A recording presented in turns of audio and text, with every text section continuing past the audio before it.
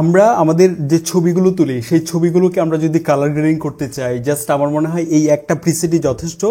আপনার কোনো ধরনের প্রিমিয়াম অ্যাপ লাগবে না, ফ্রি অ্যাপ দিয়ে কিন্তু আপনারা এই প্রিসেটটা ইউজ করতে পারবেন।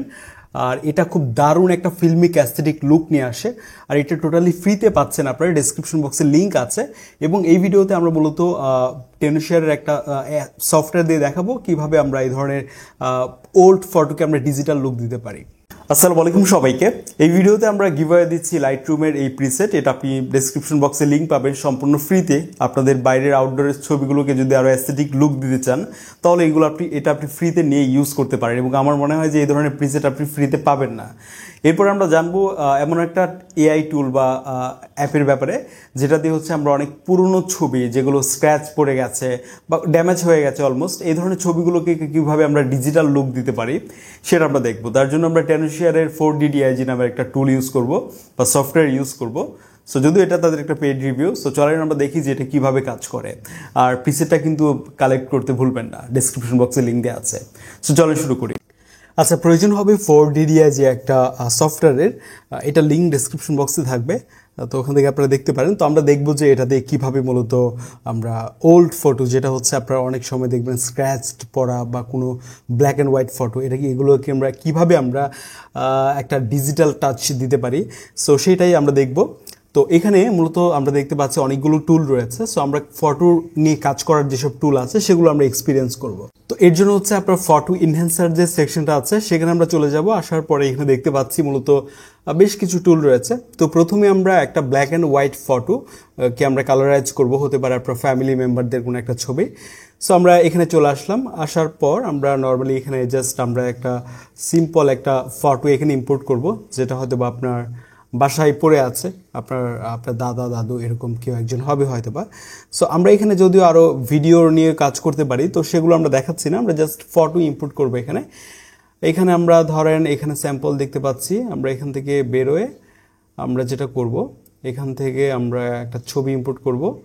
ছবি আমার এখানে আছে, আমি ধরেন এরকম একটা ছবি অ্যাড করলাম, হতে পারে আপনার ফ্যামিলি মেম্বারদের অনেক পুরনো ছবি হয়তো বা ড্যামেজ হয়ে যাচ্ছে অলমোস্ট, এই ছবিটাকে আপনি ডিজিটাল লুক দিতে পারেন। সো আমরা এরকম একটা ছবি অ্যাড করলাম, দেন এখান থেকে আপনি কী ধরনের আউটপুট চান সেটা আপনি আপনার মতো করে কাস্টমাইজ করে নিতে পারেন। সো যেহেতু এটা ব্ল্যাক অ্যান্ড হোয়াইট ফটোকে আমরা কালারাইজ করবো, সো আমরা এটা সিলেক্ট করলাম। করার পর আমরা জাস্ট এখানে জেনারেটে ক্লিক করলে এটা প্রসেস করে আপনাকে কিছুক্ষণের মধ্যে একটা আউটপুট দিবে। আমরা দেখতে চাই যে আসলে কী ধরনের আউটপুট আমাদেরকে প্রোভাইড করতে পারে ইনস্ট্যান্ট, যেমনটা ওরা বলছে। সো কিছুক্ষণ এটা লোড নেবে, আমরা অপেক্ষা করে দেখি যে এটা কিভাবে কাজ করে বা কী ধরনের পরিবর্তন আসলে নিয়ে আসে। সো বিফোর অ্যান্ড আফটার দেখতে পাচ্ছেন আপনারা। আর এটা আমার কাছে যেটা মনে হয় যে আপনারা এটা যদি চান যে কোনো হ্যাসেল ফ্রি, কোনো ঝামেলা ছাড়া আপনারা কোনো একটা টুল যেটাতে আপনি এই কাজগুলো করতে পারেন, এক্ষেত্রে আমার মনে হয় যে এই ধরনের সফটওয়্যার কাজে লাগতে পারে। বাট এগুলো ছাড়াও কিন্তু আরও অনেক অপশন আছে, আপনারা হয়তো অনেকে জানেন। তো আমরা জাস্ট এটাকে এখান থেকে সেভ করে নিতে পারি এবং আমরা আরও কিছু ছবি এখানে আমরা ইম্পোর্ট করে সেগুলোকে আমরা কালারাইজ করে দেখতে চাই যে কী ধরনের পরিবর্তন আসে বা কী ধরনের আউটপুট আসে। হ্যাঁ, আপনি যদি চান একটু ফিল্মিক ভাইব নিয়ে আসে তাহলে এটা ট্রাই করতে পারেন। সো আমরা যেটা করবো, এখানে আরেকটা ছবি আমরা অ্যাড করতে চাই। তো এখান থেকে যে আমরা আরেকটা ছবি নিব, ধরেন আগেকার সময় যেটা হচ্ছে 80-র দশক বা ওই সময়ের কাছাকাছি যে সময় হচ্ছে পালকিতে বিয়ে করতো, তো ওই যে সময়কালীন বাংলাদেশের একটা চিত্র, এরকম একটা ছবি আমরা কালেক্ট করেছি। এই ছবিটাকে হচ্ছে আমরা এখানে ইম্পোর্ট করলাম এবং এই ছবিটাকে এখন আমরা দেখতে চাই কালারাইজ করে বা একটা ডিজিটাল আউটপুট দিয়ে দেখতে চাই যে কেমন লাগে। সো আমরা এখান থেকে আমরা ব্ল্যাক অ্যান্ড হোয়াইট ফটো কিন্তু কালারাইজ করবো, এটা সিলেক্ট করে হচ্ছে আমরা জেনারেটে ক্লিক করলাম। দেন কিছুক্ষণের মধ্যে আমরা দেখবো যে একটা রেজাল্ট।